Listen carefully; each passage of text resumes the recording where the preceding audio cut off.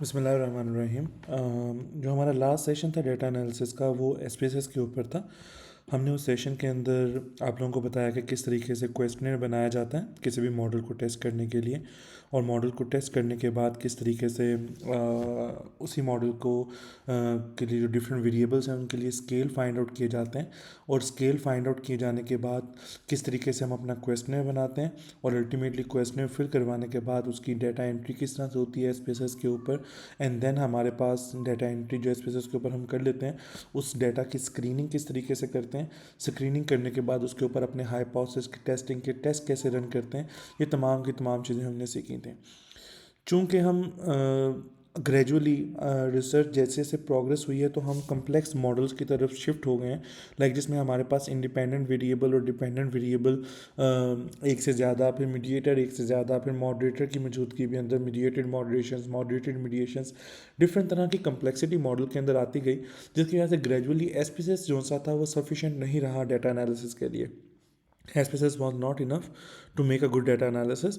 वो data screening तक तो एक अभी भी अच्छा टूल है, डाटा स्क्रीनिंग वो अभी भी बहुत ज़बरदस्त तरीके से कर लेता है, लेकिन हाइपोथेसिस टेस्टिंग के लिए हमें किसी अल्टरनेटिव सॉफ्टवेयर की तरफ मूव करना था, और उस तरह के अल्टरनेटिव ऑप्शंस मार्केट में बहुत ज़्यादा मौजूद हैं। उनमें जो दो सबसे ज़्यादा पॉपुलर सॉफ्टवेयर एप्लीकेशंस हैं वो अमॉस एंड स्मार्ट पीएलएस, ये दो आपके पास ऑप्शंस हैं स्ट्रक्चर इक्वेशन मॉडलिंग के लिए। सबसे पहले डिस्कस कर लेते हैं कि स्ट्रक्चर इक्वेशन मॉडलिंग क्या होती है। स्ट्रक्चर इक्वेशन मॉडलिंग को अगर बेहतर तरीके से समझना हो तो हमें अपने माइंड में जो रिग्रेशन की बेसिक इक्वेशन है उसको लेके आना पड़ेगा, जो कि y is equal to A plus beta X plus E error होता है, एरर टर्म होती है। तो जैसे जैसे मॉडल्स कॉम्प्लेक्स होते गए तो हमें एक ही वक्त में मल्टीपल रिलेशनशिप्स को आइडेंटिफाई करना पड़ता है। जो एसपीएसएस पे हम लीनियर रिग्रेशन या मल्टीवेरिएट रिग्रेशन रन करते हैं ना, तो वहाँ पे भी हो जाती है, हर चीज़ एसपीएसएस पे हो सकती है, लेकिन वो एक थ्योरेटिकल मॉडल या एक कंसेप्चुअल मॉडल जो हमारे पास मौजूद होता है, थ्योरेटिकल फ्रेमवर्क मौजूद होता है जो किसी थ्योरी की बेस पे आया होता है, उसको मुकम्मल वक्त में एक ही वक्त में टेस्ट करने की एबिलिटी नहीं रखते। तो चूंकि हम मुकम्मल मॉडल को एक ही वक्त में ड्रॉ करके मुकम्मल तमाम रिलेशनशिप, चाहे वो फैक्टर के हों चाहे मेजरमेंट मॉडल हो, हम डिटरमिन करना चाहते हैं, तो ये वाली फ्रीडम या ये वाली अपॉर्चुनिटी हमारे पास एसपीएसएस के अंदर नहीं थी। सो अगर आपके पास मॉडल इस तरह का है जिसमें दो इंडिपेंडेंट, तीन मीडिएटर और दो डिपेंडेंट मौजूद हैं, अगर आप इसको एसपीएसएस पे मल्टीवेरिएट एनालिसिस के थ्रू करने जाएंगे तो बहुत कॉम्प्लिकेटेड, बहुत टाइम टेकिंग होगा, जबकि यही चीज़ लेटेस्ट सॉफ्टवेयर जो कि स्ट्रक्चर इक्वेशन मॉडलिंग यूज़ करते हैं, अमॉस या स्मार्ट पीएलएस, लिजरल एट्सेट्रा, इनके लिए बहुत आसान है। तो स्ट्रक्चर इक्वेशन मॉडलिंग को अगर डिफाइन करना चाहें तो हम कह सकते हैं कि ये एक ऐसी एनालिसिस की टेक्निक है जो पूरे के पूरे मॉडल के स्ट्रक्चर को, एक मल्टीवेरिएट मॉडल को जिसमें वेरिएबल्स न्यूमरस होते हैं, ठीक है ना, उनको एक ही वक्त में एनालाइज करने की एबिलिटी रखता है। ठीक है, तो उसके लिए हमारे पास दो मॉडल्स, दो सॉफ्टवेयर एप्लीकेशन मौजूद हैं, अमॉस या स्मार्ट पीएलएस। सो डिसाइड करना कि अदर हमारे मॉडल के लिए अमॉस बेहतर है या स्मार्ट पीएलएस बेहतर है, तो ये एक ट्रिकी काम है। बहुत से रिसर्चर्स, बहुत से स्टूडेंट्स, बहुत से स्कॉलर्स इस चीज़ को बिल्कुल भी इंपॉर्टेंस नहीं देते। वो फ़ौरन जो भी उनके पास इजीली एक्सेसिबल सॉफ्टवेयर होता है, जो कि मेजॉरिटी अमाउंट्स होता है, वो उसको यूटिलाइज़ कर लेते हैं। जबकि स्मार्ट पीएलएस चूँकि एक पेड सॉफ्टवेयर है, या अगर आपने इसको डाउनलोड करना हो और इसको लॉन्ग टर्म के लिए चलाना हो तो बहुत से अजीबोगरीब टैक्टिक्स हैं जिनके थ्रू चलता है।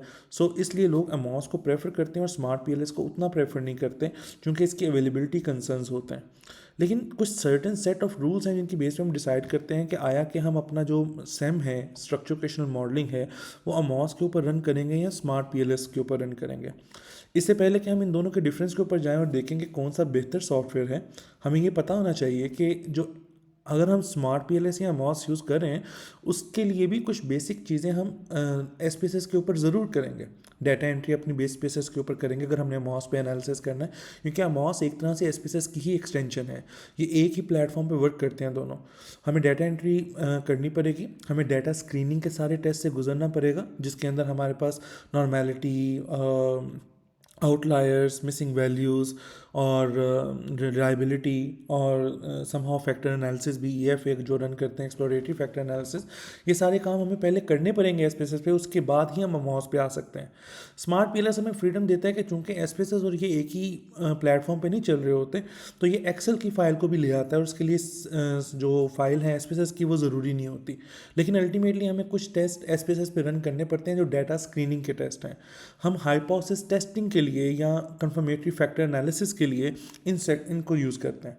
तो दो काम हम इसके ऊपर करेंगे, कंफर्मेटरी फैक्टर एनालिसिस करेंगे, मॉडल फिटनेस वगैरह चेक करेंगे, और उसके बाद हम अपनी हाइपोथेसिस टेस्टिंग यानी कि पाथ एनालिसिस करेंगे, स्ट्रक्चर इक्वेशन मॉडलिंग रन करेंगे इन सॉफ्टवेयर के ऊपर।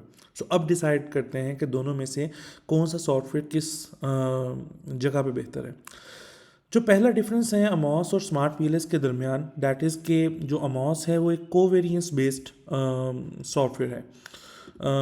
कोवेरियंस बेस्ड ये एक टूल है, और जबकि जो हमारे पास स्मार्ट पीएलएस है ये पार्शियल लीस्ट स्क्वेयर या वेरियंस बेस्ड टूल है। तो ये टर्मिनोलॉजीज स्टैट्स में हम बेहतर तरीके से इनको कवर कर सकते हैं, लेकिन जो हमारे पास इसका जेनेरिक कंसेप्ट है मैं आपको वो एक्सप्लेन कर देता हूँ ताकि आपके लिए समझना आसान हो। ये एक नाइव लैंग्वेज के अंदर कंसेप्ट है, डिफरेंट रिसर्चर्स की डिफरेंट अप्रोच हो सकती है। जो कोवेरियंस बेस्ड सेम होती है, ठीक है ना, वो जो आइटम्स के रिलेशनशिप के ऊपर फोकस करती है। लेट्स सपोज हमारे पास किसी मॉडल के अंदर 3 इंडिपेंडेंट वेरिएबल्स हैं, तीनों की 5-5 आइटम्स हैं, और एक डिपेंडेंट वेरिएबल है जिसकी 10 आइटम्स हैं।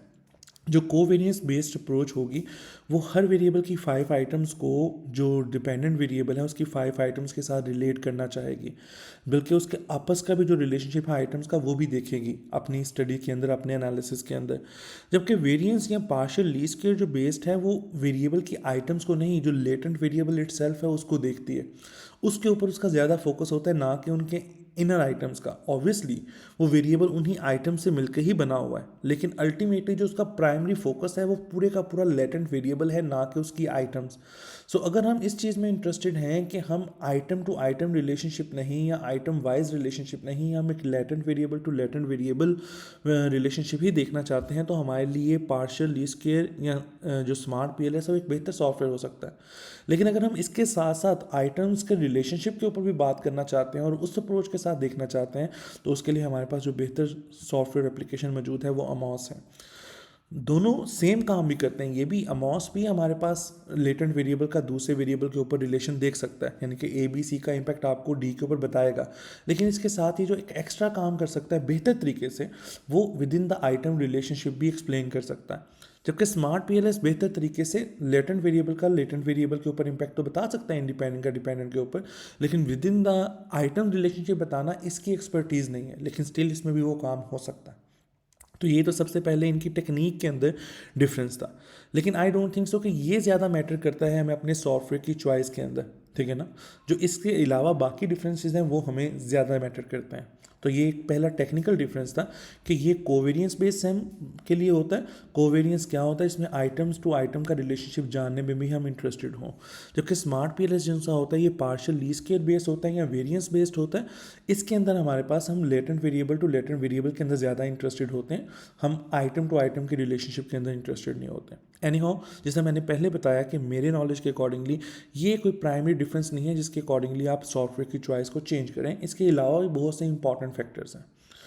सेकेंड जो डिफरेंस है, जो अमॉस है वो नॉन फ्लेक्सिबल है, जबकि जो स्मार्ट पीएलएस है वो लीनियंट है।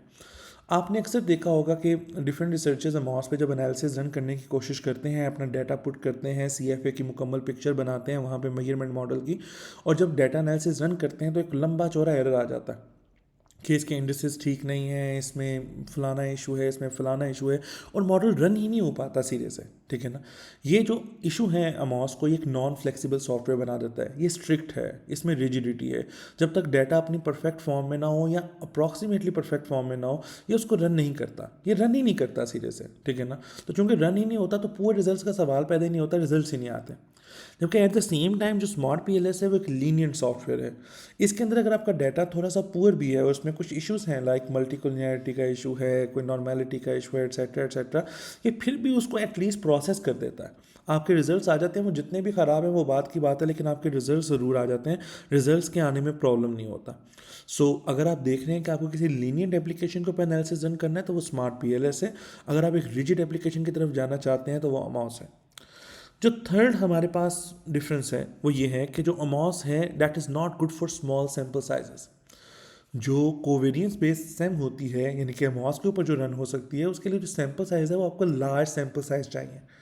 कुछ रिसर्चर कहते हैं कि लार्ज सैम्पल साइज 200 से ज़्यादा होता है, कुछ कहते हैं 300 से ज़्यादा होता है, कुछ कहते हैं 400 से ज़्यादा होता है। हमारे एक्सपीरियंस के अकॉर्डिंगली एक 150 प्लस मॉडल भी अमॉस के ऊपर रन हो जाता है, लेकिन जैसे जैसे एक मॉडल के जो सैम्पल साइज 200 से नीचे जाता है तो अमॉस के ऊपर रिजल्ट्स ठीक आने की प्रोबेबिलिटी कम होती जाती है। सो मैं उस एक्सपीरियंस की बेस पे कह सकता हूँ कि अगर आपका सैम्पल साइज 200 से कम है तो इट इज़ नॉट एडवाइजेबल कि आप अमॉस यूज़ करें। उस केस के स्मार्ट पीएलएस आपको बेहतर रिजल्ट दे सकता है। चूँकि अभी हम बात कर रहे हैं कि इसके रिजल्ट्स डिफरेंट या इसके रिजल्ट्स डिफरेंट, अगर हम एक ही मॉडल को अमॉस के ऊपर और स्मार्ट पीएलएस के ऊपर रन करें तो क्या रिजल्ट्स डिफरेंट आएंगे? नहीं, most of the time results almost same होंगे, लेकिन ये रिजल्ट्स वेरी करना शुरू कर देंगे जब सैम्पल साइज स्मॉल होता जाएगा अमॉस के ऊपर। अगर एक 400 सैम्पल साइज को आप अमॉस के ऊपर रन करें और स्मार्ट पीएलएस पे रन करें तो अप्रॉक्सीमेटली रिजल्ट सारे के सारे सेम होंगे, थोड़ा सा स्लाइड सा डिफरेंस होगा और in that difference will be negligibly small. लेकिन अगर 200 से कम के सैम्पल साइज को आप अमॉस पे रन करें और स्मार्ट पीएलएस पे रन करें तो रिजल्ट्स डिफरेंट आना शुरू हो जाएंगे, and then those will not be negligibly small differences, those will be clear look differences और आप उनको नोटिस कर सकेंगे। सो द पॉइंट इज, अगर आपका सैम्पल साइज 200 से कम है तो अमाउस को यूटिलाइज मत कीजिए, तब आपके लिए बेहतर अपॉर्चुनिटी स्मार्ट पीएलएस है। अमाउस को तब यूटिलाइज कीजिए जब आपका सैम्पल साइज 200 से ज़्यादा है। या अगर हम जोसेफ एफ हेयर की 2015 की बुक देखें स्ट्रक्चर एजुकेशन मॉडलिंग के ऊपर, 2010 की भी एक बुक है उनकी, तो उन्होंने बताया कि जैसे जैसे डाटा 300 को अप्रोच करता है ना तो वो नॉर्मेलिटी की तरफ जाता है। तो मतलब अगर हम चाहते हैं कि हमारा डाटा नॉर्मल हो तो 300 सैम्पल साइज तो होना चाहिए। तो उस बेस पे हम कह सकते हैं कि AMOS might be an ideal software when your sample size is 300 और ग्रेटर देन 300। लेकिन अगर आपका सैम्पल साइज स्मॉल है, लेट्स सपोज 50 है, 100 है, 125 है, 150 है, उस केस के अंदर स्मार्ट पीएलएस एक अच्छी ऑप्शन हो सकती है। क्या smart PLS larger sample size को अच्छे तरीके से एनालाइज नहीं कर सकता? नहीं, हम ये बात नहीं करें कि इसकी लार्जर सैम्पल साइज को डील करने की एबिलिटी कम है, हम ये सिंपली बात करें कि इसकी स्मॉलर को डील करने की एबिलिटी कम है। So the thing is, smart PLS her case के अंदर अफेक्टिव है, लेकिन अमॉस जो सा है वो स्मॉलर सैम्पल साइज के लिए इफेक्टिव नहीं है। जो नेक्स्ट डिफरेंस है वो है कि बेटर डील रिफ्लेक्टिव मॉडल्स, जबकि जो स्मार्ट पीएलएस है वो रिफ्लेक्टिव के साथ साथ फॉर्मेटिव मॉडल्स को भी ठीक तरीके से एड्रेस कर लेता है। अब रिफ्लेक्टिव मॉडल्स और फॉर्मेटिव मॉडल्स क्या होते हैं, ये थोड़ी सी कॉम्प्लिकेटेड चीज़ है, लेकिन आइए इनको पहले देखते हैं और फिर अपनी इस क्यूरी को फर्दर लेके चलेंगे। हमें एक पेज चाहिए होगा, लेट्स सपोज हम पेजेस पे आ जाते हैं।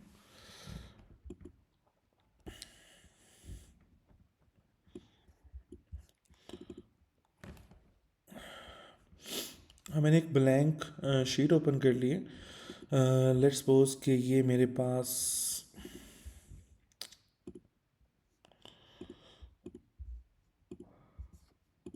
एक वेरिएबल है, ठीक है ना। वेरिएबल का नाम लेट्स सपोज सेटिस्फेक्शन है, और सेटिस्फेक्शन को मैं 3 आइटम्स के थ्रू मेजर कर रहा हूँ, ठीक है।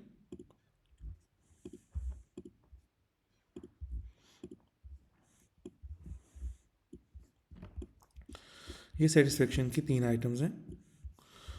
Let me change this colour.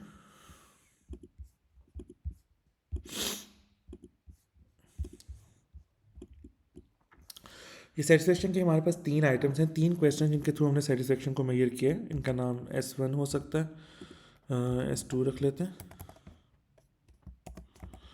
And it's name is S3।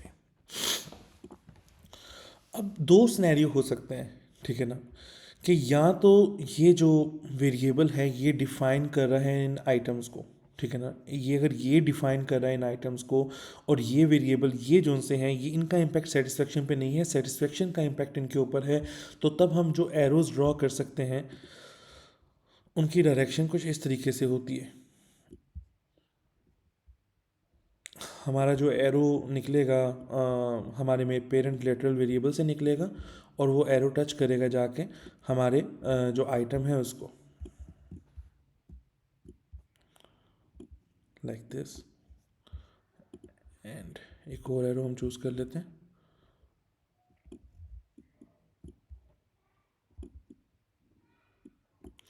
Okay, सो आप देख रहे हैं कि इसमें वेरिएबल से एरोज निकल के इन आइटम्स को टच कर रहे हैं। इसका मतलब ये है कि सेटिस्फेक्शन डिराइव कर रहा है इन पर्टिकुलर आइटम्स को। जो हमारे रेगुलर मॉडल्स होते हैं ज़्यादातर वो रिफ्लेक्टिव मॉडल्स होते हैं, ठीक है ना। खास तौर पे वो मॉडल जिसमें हम यूनिडायमेंशनल वेरिएबल ले रहे होते हैं, मतलब सेटिस्फेक्शन के आगे फर्दर कोई डायमेंशन नहीं है। तो इस केस के अंदर ज़्यादातर यही होता है कि जो सेटिस्फेक्शन है वो यूनिडायमेंशनल वेरिएबल है, तो ये रिफ्लेक्टिव मॉडल ही होगा, ये रिफ्लेक्टिव मॉडल ही होगा। इसमें कोई इस तरह का वेरिएबल, यानी कि मॉडल में अगर इस तरह का वेरिएबल नहीं है कि जो फॉर्मेटिव है, तो तब तक ये रिफ्लेक्टिव मॉडल ही है। तो रिफ्लेक्टिव मॉडल को अगर समझना हो तो फॉर एग्जांपल सेटिस्फेक्शन के पहले क्वेश्चन की स्टेटमेंट अगर ये है कि I am satisfied with overall work environment, my satisfaction is with overall job circumstances is quite good, I believe that I can survive in this work environment. So अगर ये तीन क्वेश्चन हम देखें तो तीनों मिलते जुलते क्वेश्चन हैं बिल्कुल, ठीक है ना। ये कोई बिल्कुल ए टू जेड डिफरेंट चीज़ कैलकुलेट नहीं कर रहे, ये अप्रॉक्सीमेटली सेम वर्क इन्वायरमेंट के इर्द गिर्द रिवॉल्व कर रहे हैं। जब इस तरह के मिलते जुलते क्वेश्चंस हों जो एक ही चीज़ को गेज कर रहे हों, तब हमारा जो वेरिएबल होता है वो रिफ्लेक्टिव मॉडल होता है। तब जो मॉडल होगा वो एक रिफ्लेक्टिव मॉडल होगा। इसमें एरोज इस तरफ जाएंगे। हमारे लिए मैटर करता है कि इनकी लोडिंग कितनी है, वही लोडिंग जो हमने फैक्टर एनालिसिस के अंदर कैलकुलेट की थी। वो लोडिंग 0.5 से ज़्यादा है, 0.6 से ज़्यादा है या 0.7 से ज़्यादा है, तब हमारे लिए इनकी लोडिंग मैटर करती है। लेकिन एक केस होता है फॉर्मेटिव मॉडल का, और वो फॉर्मेटिव मॉडल क्या होता है, सबसे पहले उसकी शेप के अंदर डिफरेंस होता है। उसकी शेप के अंदर जो डिफरेंस है वो इस तरह से होएगा कि हम इस एरो को रिवर्स कर देंगे। लाइक ये एरो पहले यहाँ टच करेगा और जो इसका ये वाला एरिया ये इसको टच करेगा।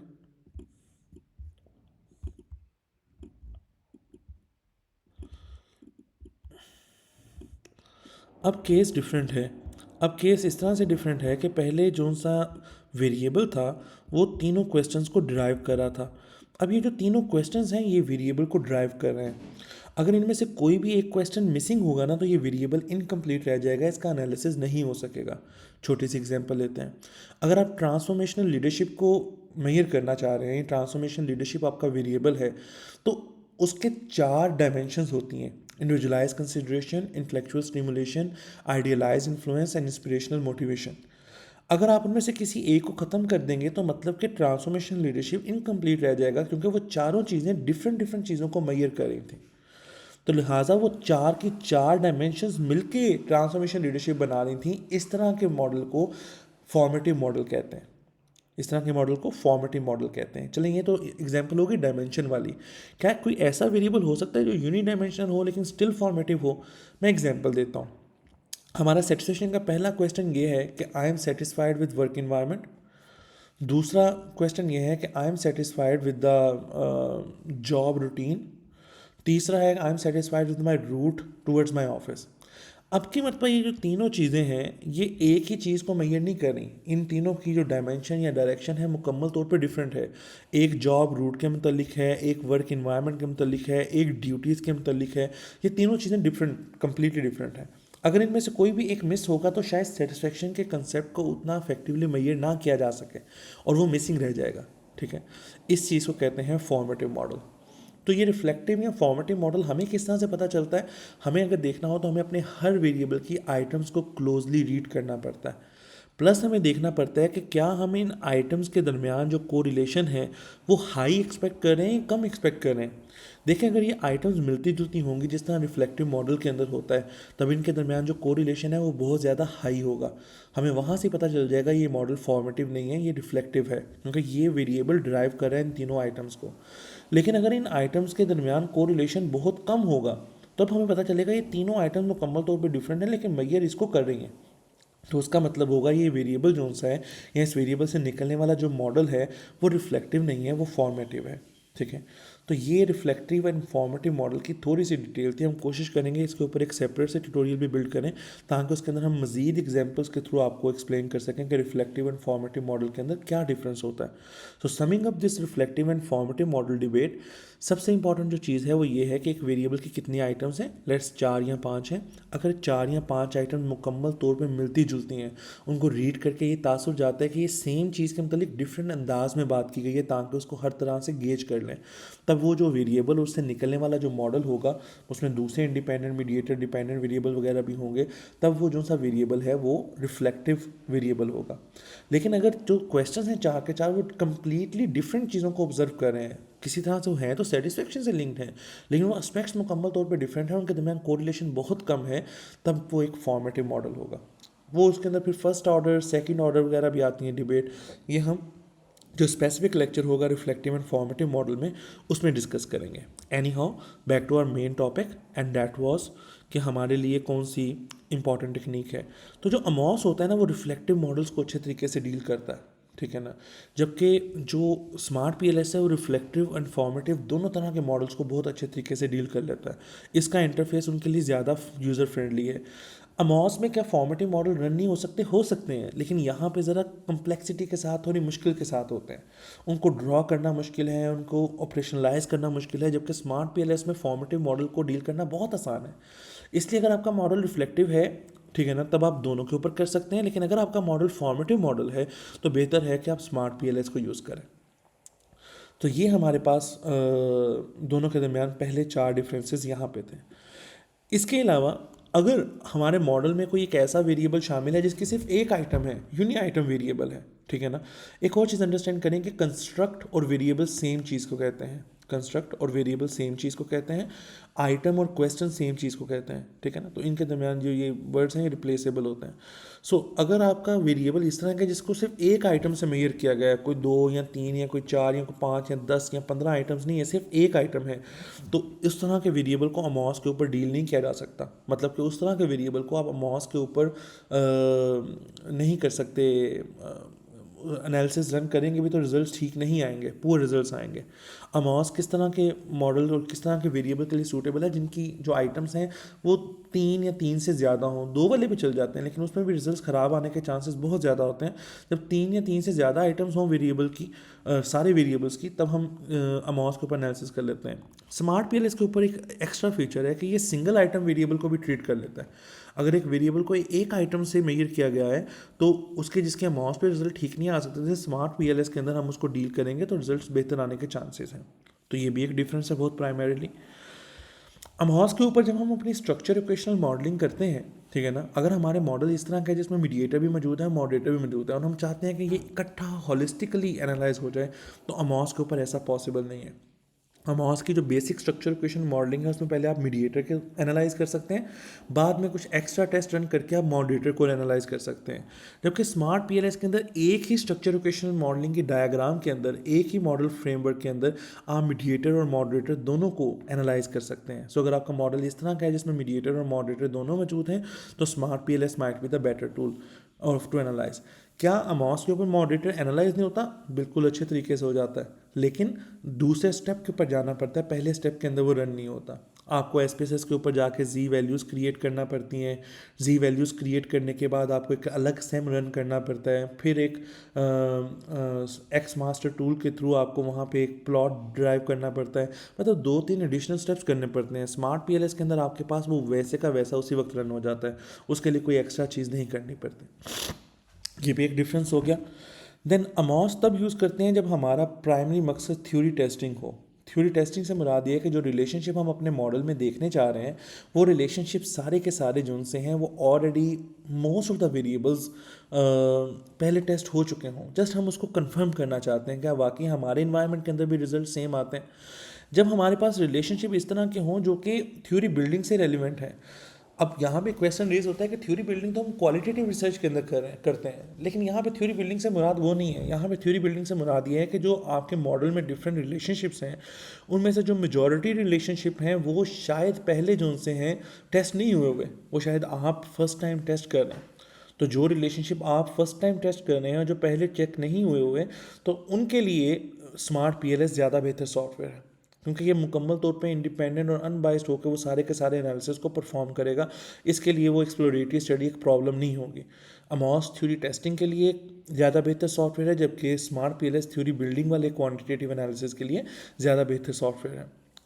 अगर आपके डाटा के अंदर नॉर्मेलिटी का इशू है, मतलब कि डाटा नॉर्मल नहीं है, स्क्यूनेस की वैल्यू -1 और +1 की रेंज के अंदर नहीं आती, या आपके डाटा में मल्टी कोलिनियरिटी का इशू है, मल्टी कोलिनियरिटी का इशू क्या होता है?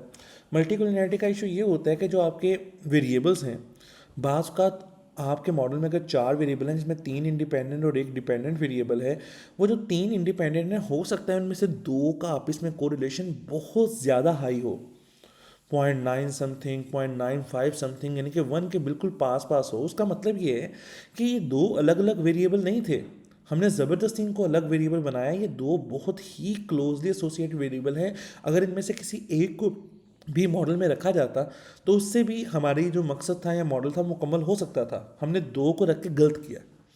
तो जब हमारे मॉडल में ऐसे वेरिएबल होते हैं जो कि इंडिपेंडेंट वाली साइड पे, जो आपस में बहुत क्लोजली एसोसिएटेड हैं, ठीक है ना, जिससे ये गुमान होने लग जाए ये तो एक वेरिएबल है, तो उस तरह के इशू को मल्टी कोलिनियरिटी इशू कहते हैं। मल्टी कोलिनियरिटी का जो टेस्ट है वो एसपीएसएस पे रन किया जाता है। आप उसका यूट्यूब पे स्मॉल सा ट्यूटोरियल देख सकते हैं। वीआईएफ की वैल्यू के थ्रू और टी की वैल्यू के थ्रू हम ये रिलेशनशिप देखते हैं, मल्टी कोलिनियरिटी का इशू देखते हैं, और वहाँ से हमें पता चल जाता है हमारे वेरिएबल्स के अंदर मल्टी कोलिनियरिटी एग्जिस्ट करती है या नहीं करती। लेट सपोज आपके वेरिएबल्स के अंदर या डाटा जो आया उसका पता चलता है कि मल्टी कोलिनियरिटी भी एग्जिस्ट करती है और डाटा नॉर्मल भी नहीं है, तो ऐसे डाटा को अमॉस पे रन नहीं किया जा सकता।